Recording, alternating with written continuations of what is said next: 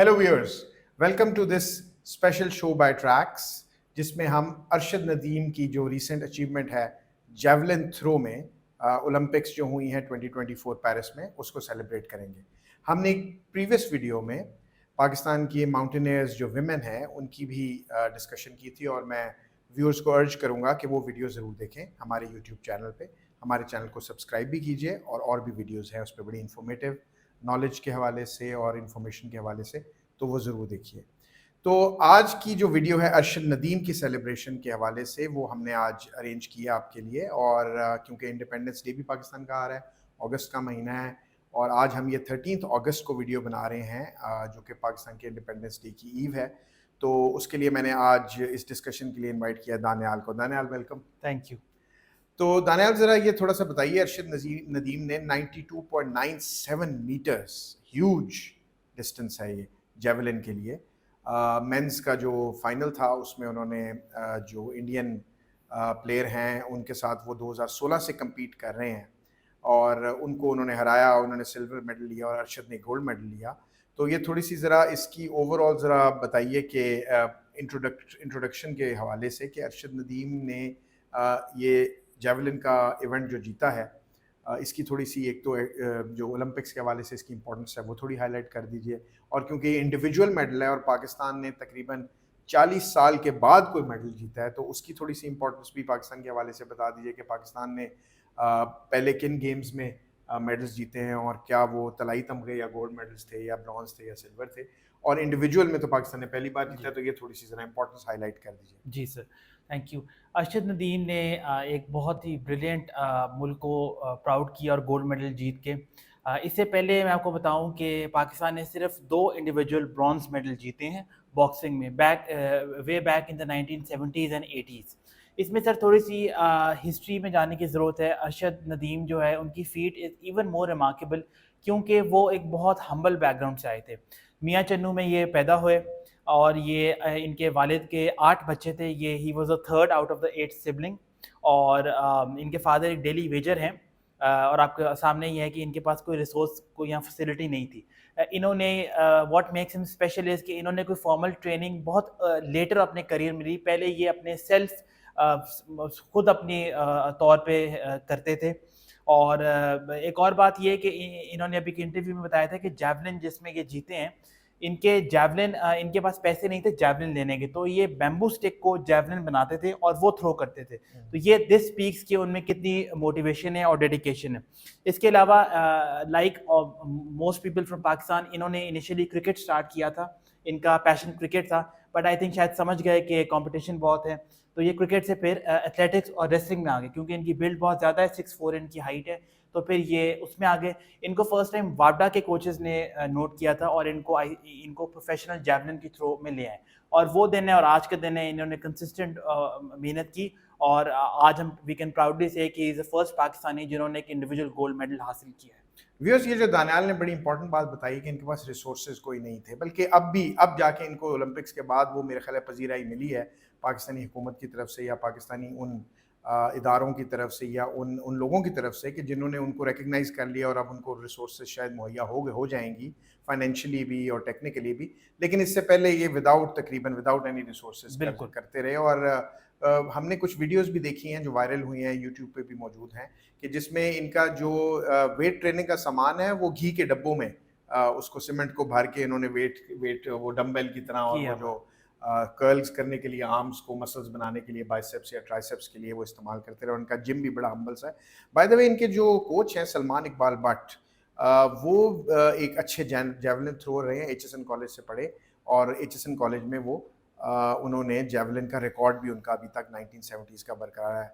और एक और बात बता चलूं, दानियाल भी एचएसोनियन है, तो Daniyal, you must be feeling proud कि एचएसोनियन उनके जो है वो कोच हैं। Absolutely sir. एनीवेज, अच्छा, खैर, हम वापस आते हैं इस पे कि ये अरशद की हम्बल बैकग्राउंड, हम्बल बिगिनिंग्स, और ये किसी एक फेरी टेल से कम स्टोरी नहीं है कि एक ऐसा हीरो पाकिस्तानी स्पोर्ट्स की दुनिया में, जिसने इंडिविजुअल खेल में, इंडिविजुअल अगेन, पाकिस्तान हॉकी में तो गोल्ड मेडल्स ले चुका है, और बॉक्सिंग में जैसे दानियाल ने बताया ब्रॉन्ज लिया है, लेकिन इंडिविजुअल एथलेटिक्स में तो आई कैन सेफली से कि अरशद शायद एथलीट ऑफ पाकिस्तान की जो है, पाकिस्तान की एथलेटिक्स की हिस्ट्री में he is the biggest name, He's the greatest ever. He is the greatest ever athlete in Pakistan sports arena में। जो एथलेटिक्स हैं उसके अंदर इंडिविजुअल जो शेप है उसके अंदर जितने एथलीट्स प्रोड्यूस किए पाकिस्तान ने। खैर दानियाल, ज़रा इनकी जो एक्कोलेड्स की थोड़ी सी ज़रा उस पर रोशनी डाली है कि ये 2016 के बाद से हम देख रहे हैं कि इन्होंने compete करना शुरू किया इंटरनेशनल एरिना में बड़ा एग्रेसिवली और कुछ मेडल्स भी जीते। तो ज़रा वो थोड़ी सी ज़रा क्रोनोलॉजिकली बता दीजिए कि क्या क्या है इनके अचीवमेंट्स। 2016 के बाद कंसिस्टेंटली ये टूर्नामेंट्स में परफॉर्म कर रहे हैं, both inside and outside of the country. As of now ये 9 बार पोडियम फिनिशेस कर चुके हैं, मतलब कि या तो गोल्ड, सिल्वर या ब्रॉन्ज, और 4 टाइम ये गोल्ड मेडलिस्ट हैं। इसमें अगर मैं जाऊं तो 2022 के कॉमनवेल्थ गेम्स में इन्होंने गोल्ड मेडल हासिल किया। इसी तरह 2022 के इस्लामिक गेम्स जो ईरान में हुए उनमें भी इन्होंने गोल्ड मेडल हासिल किया। और लेटली 2023 की जो वर्ल्ड चैम्पियनशिप थी जो कि हंगरी में हुई थी उसमें इन्होंने सिल्वर मेडल लिया। तो ऑल इन ऑल इनके 4 गोल्ड मेडल्स हैं और इस ओलंपिक की फीट से पहले, और 9 बार ये पोडियम फिनिशेस आए हुए हैं। राइट, सो इनकी अच्छी खासी व्यूअर्स अचीवमेंट्स हैं जो दानियाल ने बताई हैं इन टर्म्स ऑफ मेडल्स। और बाय द वे जो इन्होंने ये जो रिकॉर्ड अभी किया है इसमें इनकी 2 अटेम्प्ट्स में इन्होंने 90 क्रॉस किया है। 90 मीटर मार्क जो है, जो पहला था वो 91 पॉइंट समथिंग मीटर्स था और ये जो लॉन्गेस्ट इन्होंने फेंका 92.97। तो व्यूअर्स आपको बताता चलूँ कि ओलंपिक रिकॉर्ड है but it's not world record.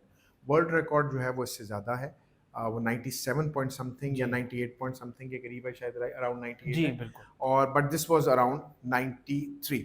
अभी अरशद नदीम को आज ही सीएम पंजाब ने एक टोयोटा करोला गिफ्ट किया है जो जिसका नंबर भी 9297 उनको मिला है, बिकॉज 92.97 उन्होंने मीटर्स थ्रो की थी, तो कस्टमाइज नंबर मिला है। इसके अलावा बहुत सारे इनामात इनको सीएम पंजाब ने, गवर्नर पंजाब ने, सिंध सीएम ने, सोलर एक कंपनी है उसने भी दिए हैं, उसको भी हम उसके ऊपर रोशनी डालते हैं। लेकिन दानियाल क्रेडिट सारे ही ले रहे हैं, success has many fathers, right?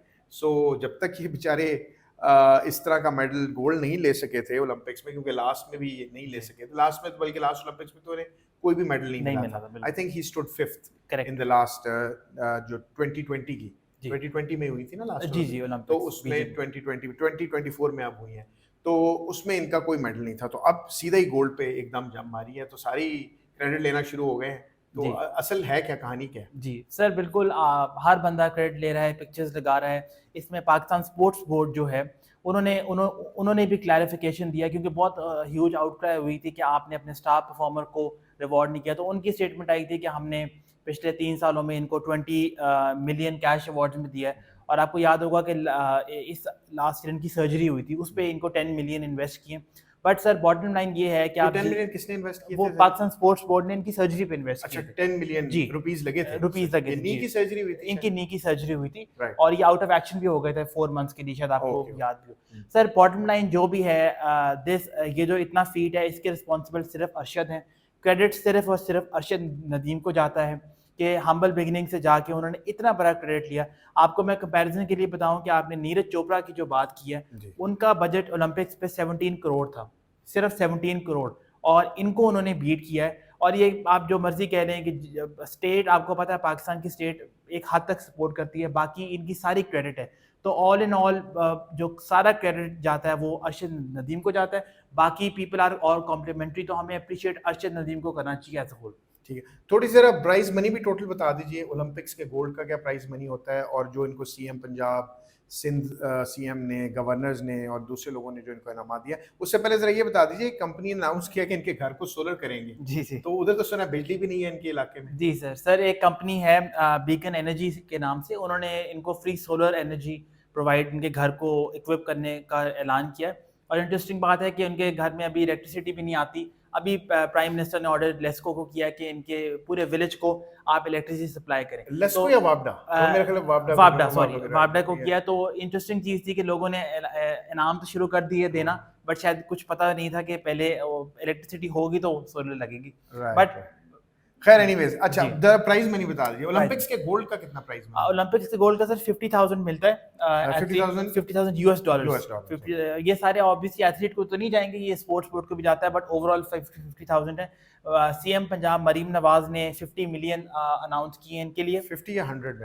100 million, 100 sorry, million, 100 million announce किए। पंजाब के गवर्नर ने 2 मिलियन अनाउंस किए। इसी तरह सिंध के सीएम ने 50 मिलियन रुपीस अनाउंस किए हैं। सिंध के गवर्नर ने 2 मिलियन अनाउंस किए। और सिंध के जो मेयर हैं मुर्तज़ा वहाब, कराची के में जो मेयर हैं मुर्तज़ा वहाब, उन्होंने कहा है कि एक स्पोर्ट्स अकेडमी बनेगी अरशद नदीम के नाम के ऊपर कराची में। और सबसे इंटरेस्टिंग बात सर ये है कि अरशद नदीम के जो फादर इन लॉ हैं, उन्होंने उनको एक बफलो अब गिफ्ट ये किया है। बफलो जो है, ये कोई बहुत बड़ा सुना है कि वहां सिंबॉलिकली बड़ा जी। बहुत प्रेस्टिजियस समझा जाता बिल्कुल है सर, इनके इलाके में। बिल्कुल गाँव कल्चर में अगर आप किसी को बफलो दो तो ये बहुत एक हाई रिस्पेक्ट की अलामत है कि बफलो, क्योंकि बहुत एक वैल्यूएबल एनिमल समझा जाता है, तो एक प्राउडनेस के लिए, एक रिस्पेक्ट एडमिरेशन के लिए बफलो दी गई है। Right. तो I think prize money on one side, buffalo जो है वो उसकी एक अपनी ही इम्पोर्टेंस है। राइट। सो व्यूअर्स, आपने देखा कि कैसे अरशद नदीम ने एक हम्बल बैकग्राउंड से स्टार्ट करके पाकिस्तान का नाम रोशन किया है, और ये पाकिस्तान के इंडिपेंडेंस डे पे I think this can be one of the best gifts to the nation. Gold medal in Olympics, not a small feat. Neeraj Chopra, जिनके ऊपर करोड़ों रुपया हुकूमत हिंदुस्तान खर्च करती है, उसके बावजूद वो 90 मीटर्स का मार्क क्रॉस नहीं कर सके।